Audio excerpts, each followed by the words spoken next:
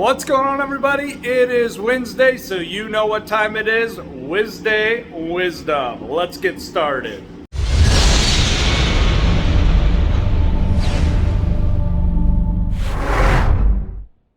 Alright guys, for tonight's video, what we're going to talk about is hard lines and what happens when you're trying to powder coat over them. So here we've got some lower forks for a Harley.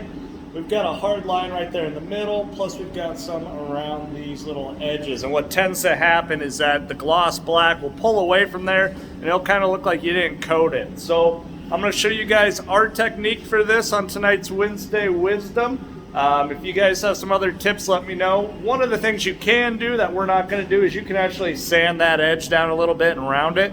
We're going to try a little bit of a different technique. What we're going to do is we're going to let these cool down. We put them in to dry them off. Once they're cool to room temperature, we're going to apply that first layer of powder. We're not going to go too heavy because we're actually going to stack the powder. So we're going to run it into the oven. We're going to let it gel out, do a partial cook, bring it back out, and apply a second layer. And that first layer will kind of give us a base for that second layer to sit on so that it doesn't peel off those edges. So without any further ado, let's get going on these parts.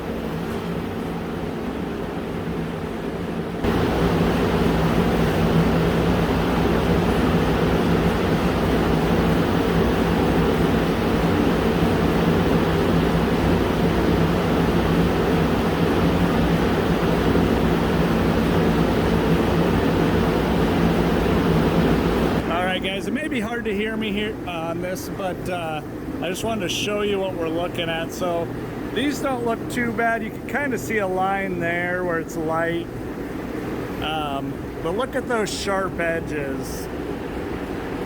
You can actually see where it's like bright white.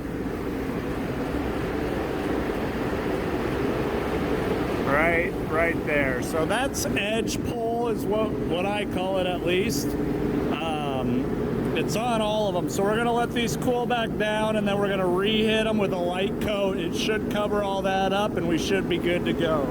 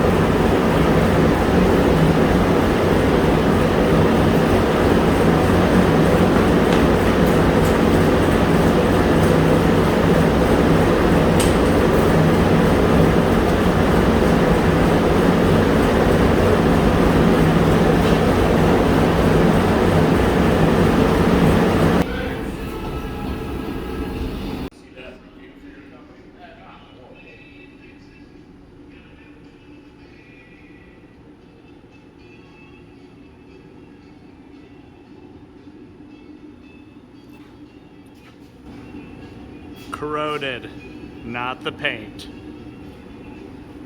Guys, so that was the parts after the second coat. It's kind of a tricky deal with these sharp edges, so I do recommend sanding them down. We just wanted to kind of do this to show you guys that you can sand them. You can do 2 coats. Usually you'll bridge that gap.